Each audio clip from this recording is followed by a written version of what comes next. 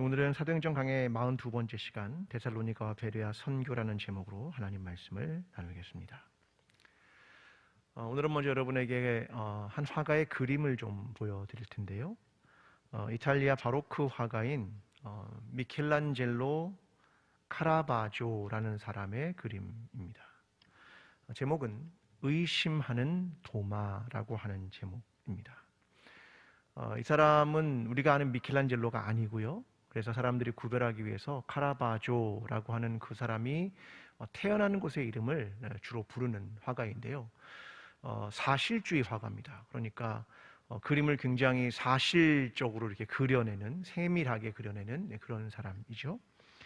근데 이 사람이 이제 도마에 대한 그림을 그렸습니다. 저 그림을 가만히 보시면 저 손가락을 가지고 넣는 사람이 도마이고 주변에 제자들이 보고 있습니다. 예수님인데요. 조금 섬찟한 느낌이 들 만큼 창자국에 손가락을 집어넣습니다.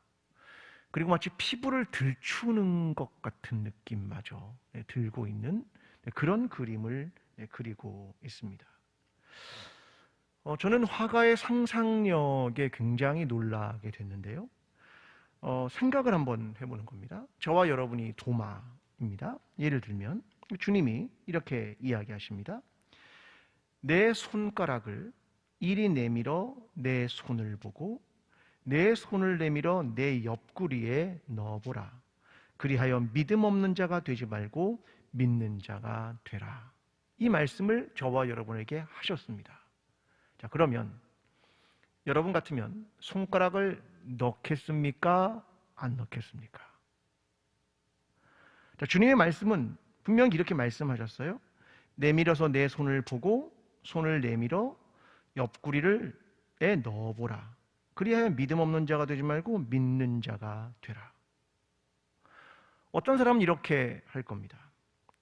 주님, 손 좀 줘보십시오. 손 구멍에 손을 한번 이렇게 넣어보는 사람이 있겠죠. 어떤 사람은 그 말을 하면 차마 손가락을 넣지는 못할 것 같습니다. 여러분은 어느 쪽인 것 같습니까? 나는 좀 손가락을 넣어보겠습니다. 난 차마 못 넣겠습니다. 네, 그렇죠. 보통은 만지는 게 되게 어려운 겁니다. 그렇죠? 내가 그분의 손을 보고 그분의 옆구리에 넣어봐야 믿겠습니다 라고 말은 했지만 실제로 부활하신 주님이 앞에 있으면 직접 이렇게 옆구리에 손가락을 찔러서 피부를 들춘다든가 이렇게 하기는 되게 어려운 것입니다. 도마가 28절에 이렇게 대답합니다. 나의 주님이시요 나의 하나님이시니이다.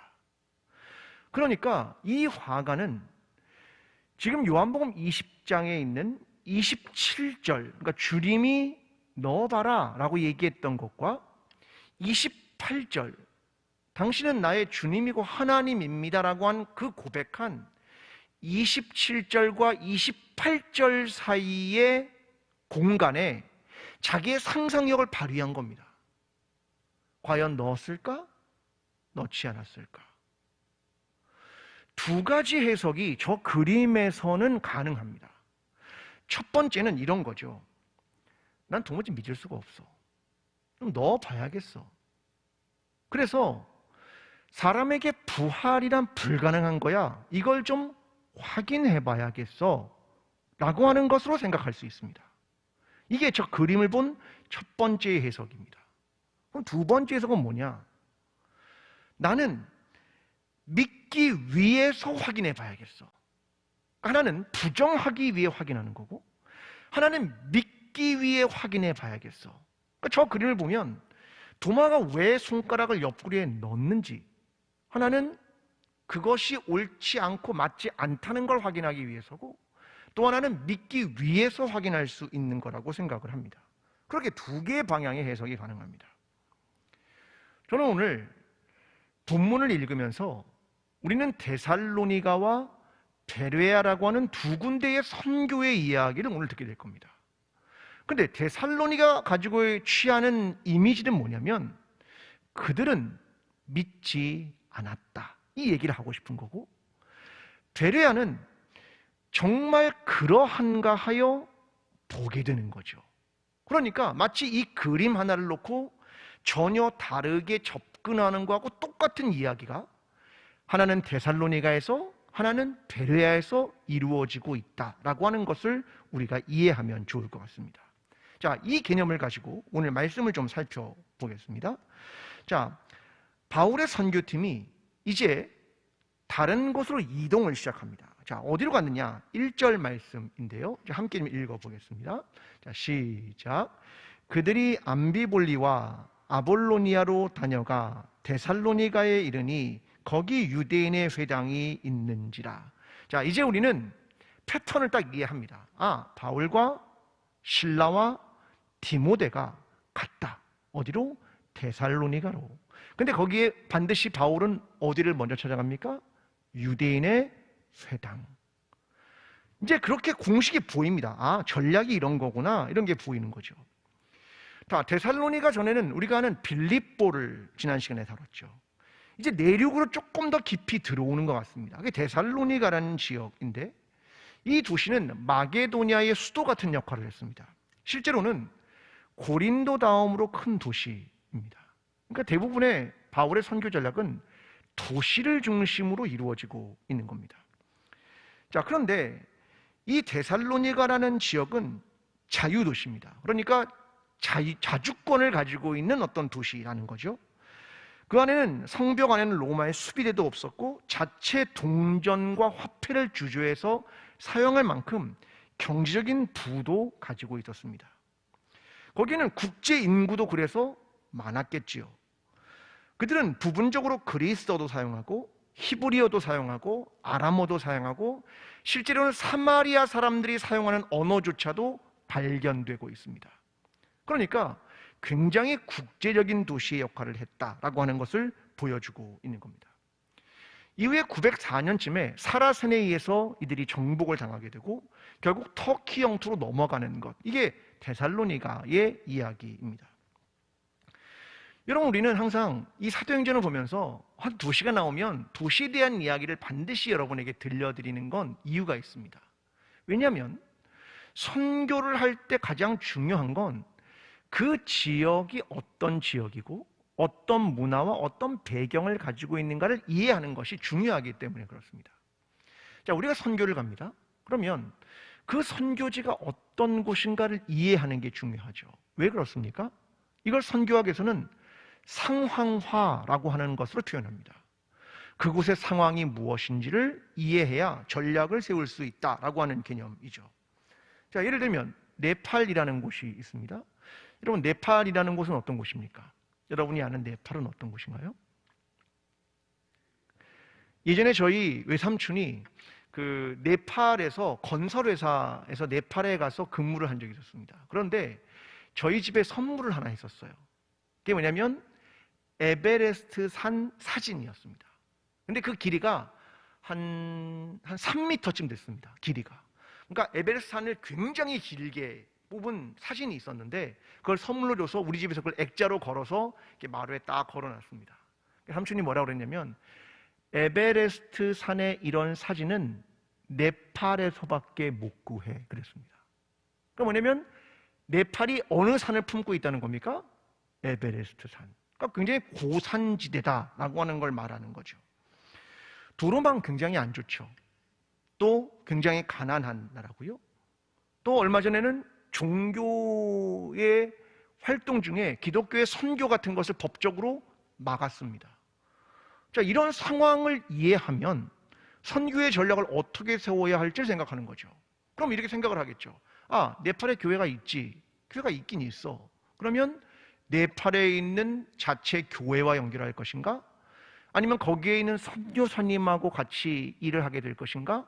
아니면 법을 뒤로 밀고라도 어떤 방법으로라도 뭐 복지나 다른 방법을 통해서 선교할 건가? 이런 것들을 생각하게 되는 건 그 지역의 상황을 이해해야만 가능한 것이기 때문에 그렇습니다.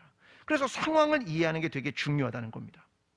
근데 우리가 알다시피 바울은 이제 선교하는 초창기이기 때문에 이렇게 복잡한 생각은 하지 않고 아주 단순하게 접근을 하는 것 같습니다. 그래서 유대의 회당을 먼저 찾아가죠. 그들이 접촉점을 찾는 거죠. 그래서 바울이 3번의 안식일에 회당에서 성경을 강론합니다. 자, 강론한 내용이 뭐냐? 3절이 이렇게 이야기합니다. 함께 읽어보겠습니다. 자, 시작.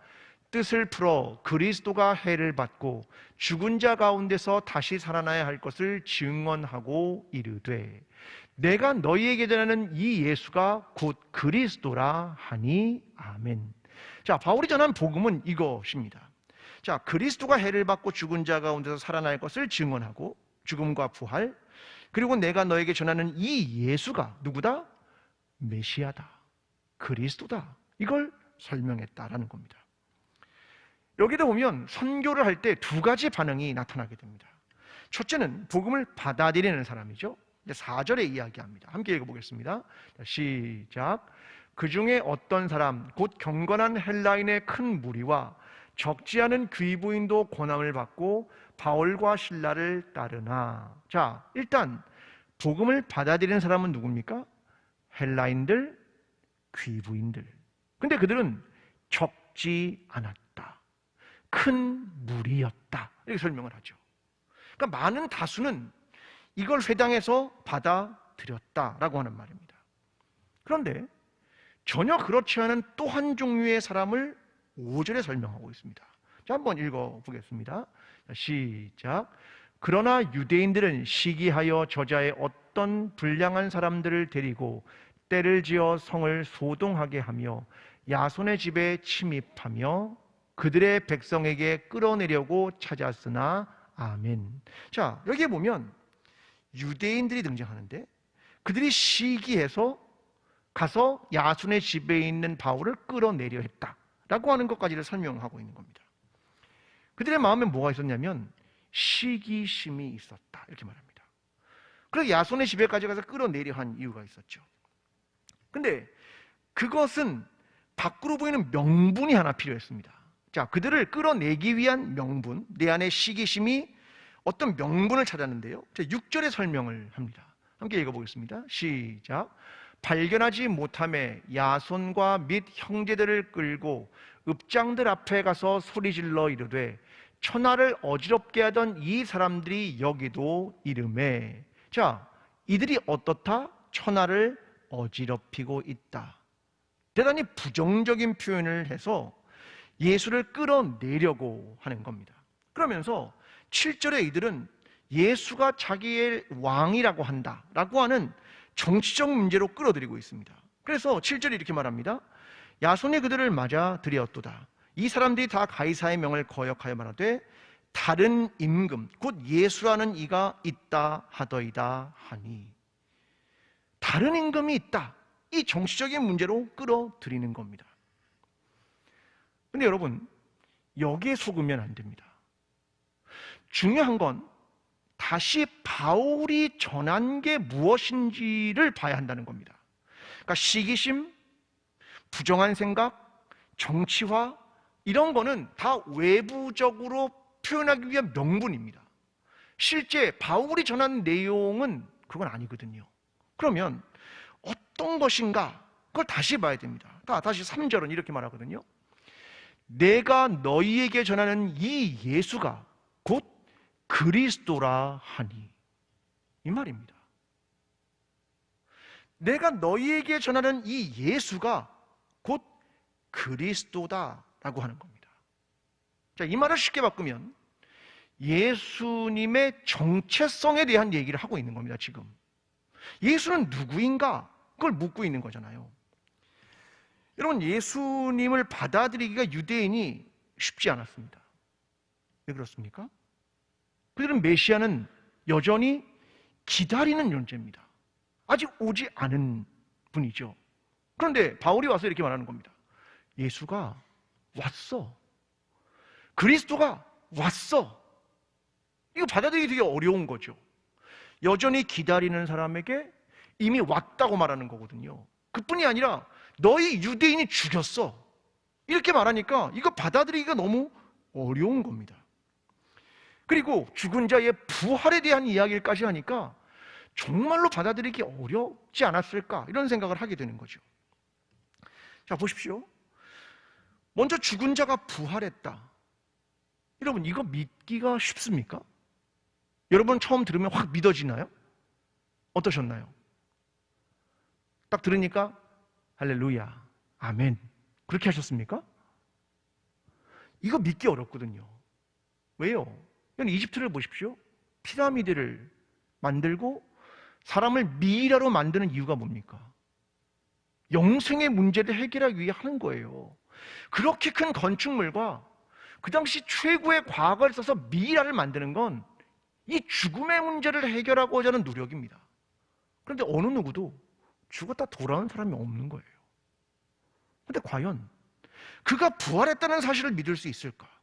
쉽지 않은 겁니다. 또 하나 이런 거죠. 유대인들이 알고 있는 하나님은 어떤 하나님입니까? 그들이 믿었던 하나님은 우리 하나님 여호와는 오직 하나인 여호와시니, 이게 신명기 6장의 이야기거든요. 하나님 몇 분입니까? 한 분. 근데 어느 날 얘기하는 거죠. 예수님이 왔는데 그리스도야. 근데 그분이 누구냐? 하나님이야. 여러분 쉽게 이해가 되십니까? 저만 이해가 안 되고 여러분 너무 이해가 지금 잘 되고 있는 겁니까? 여러분 기독교 역사에서요, 수천 년 동안 무슨 논쟁을 한 거냐면 예수 그리스도의 정체성에 대한 논쟁을 하게 됩니다. 그럼 누구인가? 이 질문이죠. 예를 들면 단성론, 아버지와 예수 아들은 단일 존재이다. 이게 신학하는 사람들이 가지고 있는 의견이었습니다. 합성론, 둘은 단일하지만 존재가 섞여 있지는 않다. 양성론, 신과 인간 두 정체성을 함께 가지고 있어서 그는 완전한 신이며 하나님이고 완전한 인간이야 라고 말한 겁니다. 이단 중에 아리우스파는 이렇게 말합니다. 예수는 말이야 신의 명령에 따르는 인간에 불과해. 이런 이단도 나타났고요. 또 이단인 그노시스는 이렇게 말합니다. 예수는 인간이 아니라 완전한 신이어서 그냥 십자가에서 죽을 때 고통당하는 것처럼 연기한 거야. 왜? 그는 하나님이라서 고통 따위는 받지 않아. 이런 이단들도 나타나게 되었습니다. 여러분 수천 년 동안 무슨 논쟁을 한 거냐면 예수는 누구인가? 그의 정체성은 무엇인가? 이 논쟁을 한 겁니다. 여러분 저와 여러분도 그런 생각을 많이 하죠. 여러분 청소년기를 거치면서 보통 많이 하죠. 나는 누구인가? 여러분 그런 고민 하셨습니까? 안 하셨나요? 우린 너무 잘 그냥 이렇게 이해하고 오셨습니까? 나는 누구인가? 이런 고민을 하잖아요. 그런데 인간이 아니면요, 나는 꽃인가? 꽃이 이런 고민을 합니까? 나는 호랑이인가? 이런 고민을 하냔 말이죠. 아니에요. 이건 인간이 하는 겁니다. 왜냐하면 내가 가지고 있는 외면과 내가 가지고 있는 피부색과 내 민족성과 내가 가지고 있는 외형과 내면이 사실은 다르기 때문입니다. 내 안에 너무나 복잡한 생각들이 여전히 존재하기 때문에 나는 누구인가? 이 질문을 사람들이 하게 되는 겁니다. 예를 들어 볼까요? 자, 이민자들의 자녀들을 외국 사람이 부를 때 바나나 이렇게 부릅니다. 바나나구나. 무슨 말인지 아십니까?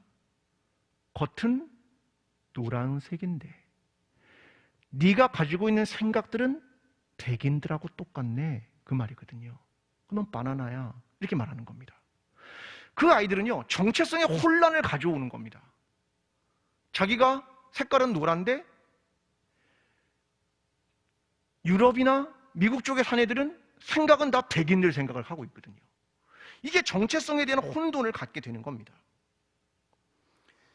여러분 유대인들은요 아마 바울이 전한 이 복음을 받아들이기가 정말로 어려웠을 것 같습니다.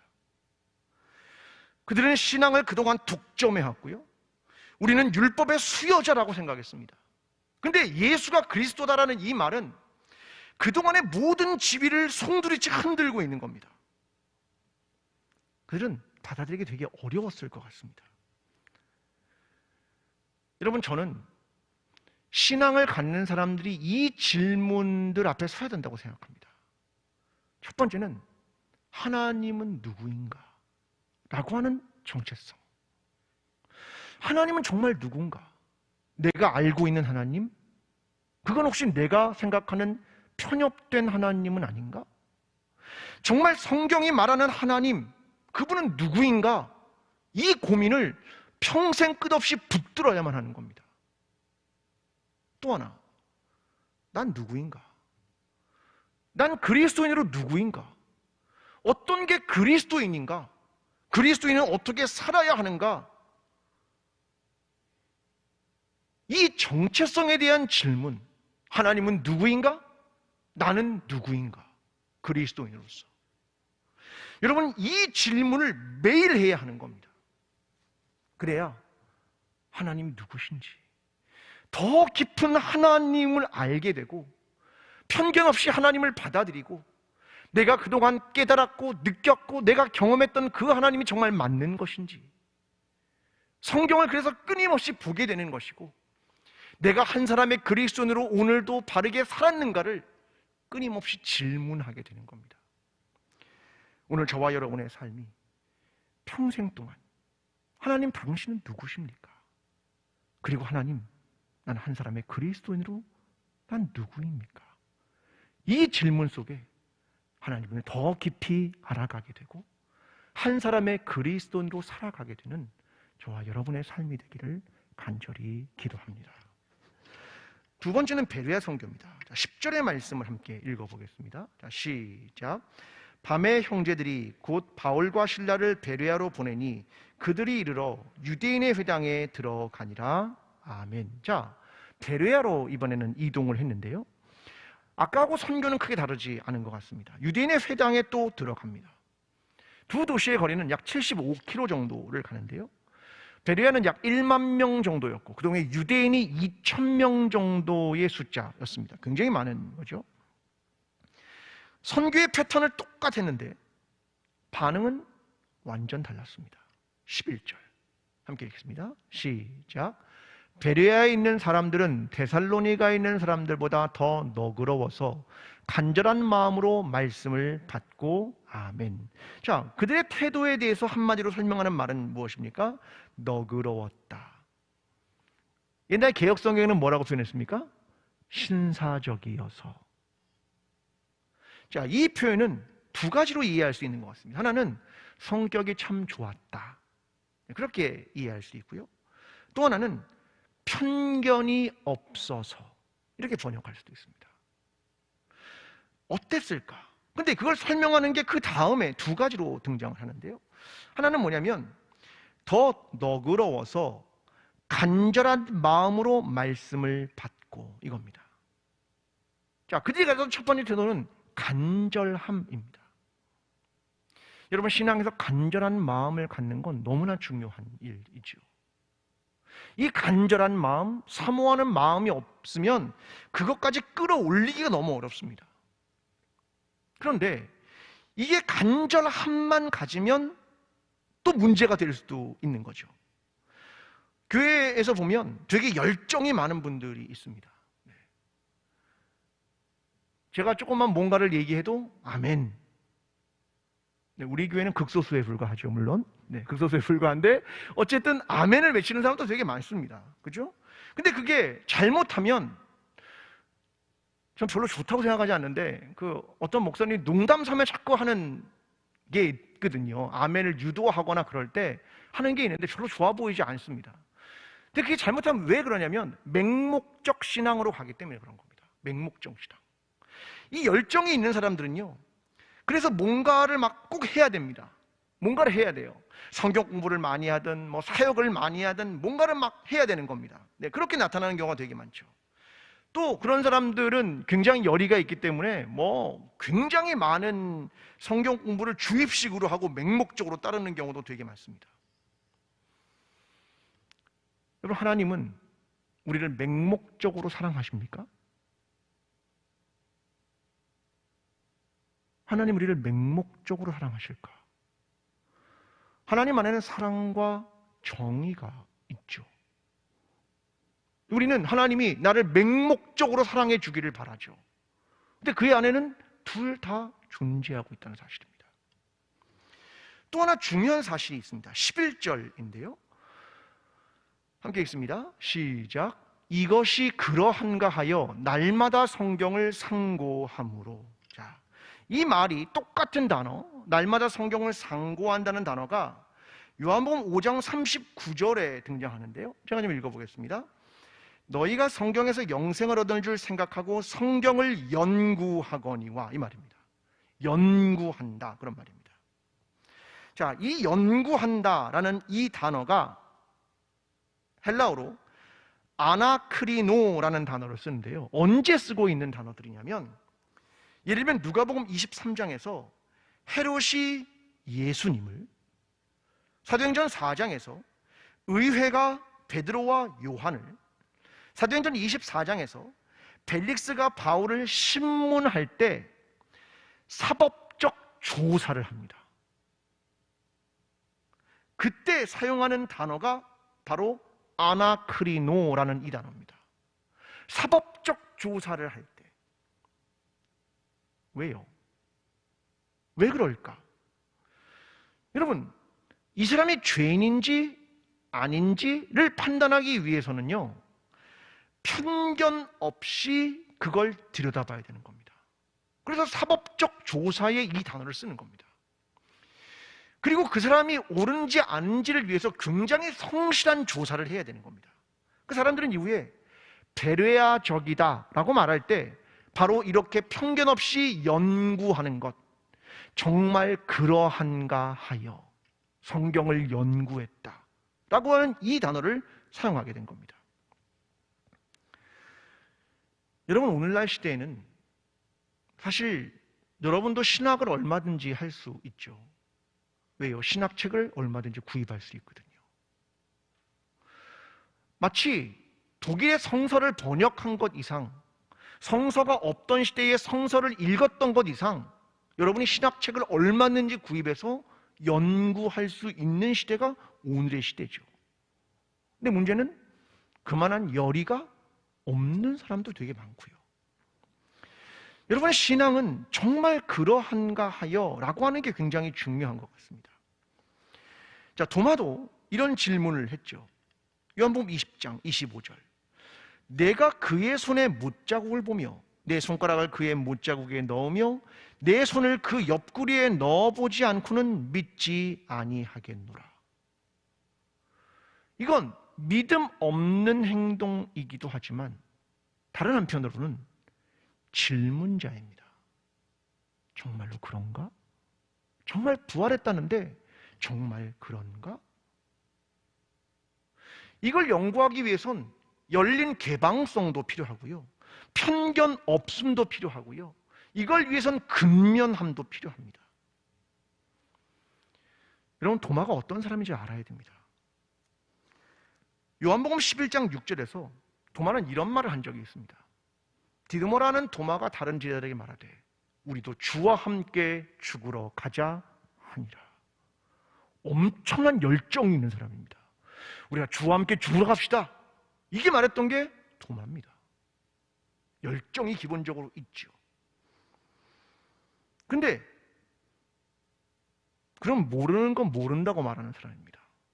요한복음 14장 4절에 이렇게 말합니다. 내가 어디로 가는지 그 길을 너희가 아느니라. 자, 주님이 내가 길이요 진리요 생명이다 라는 이야기를 하실 때 하시는 말씀입니다. 자, 내가 어디로 가는지 너희가 아느니라. 그때 그 다음 절에 도마가 이렇게 말합니다. 도마가 이르되 주여, 주께서 어디로 가시는지 우리가 알지 못하거늘 그 길을 어찌 알겠사옵니까? 도마가 딱 보이지 않습니까? 여러분, 만약 예수님이 너희 내가 어디로 가는지 알지? 그럼 여러분 뭐라고 하겠습니까? 그럼요, 알죠. 속은 몰라. 속은 몰라. 진짜 어디로 가는지 몰라. 그런데 주님이 얘기하니까 그럼요. 남들이 끄떡끄떡 하면 그럼요, 다 알죠. 근데 도마는 주님 몰라요. 주님 몰라요. 그 얘기를 명확하게 짚는 겁니다. 한국 사람들 대부분의 신앙은 그렇죠. 모르는데 가만히 있으면 중간에서 가니까 안 하는 거죠. 근데 도마는 주님 모릅니다. 어디로 가시는데요? 그걸 지금 질문하고 있는 겁니다. 여러분, 도마의 신앙은요 굉장히 달랐습니다. 정말 그런가? 이 질문을 하는 겁니다.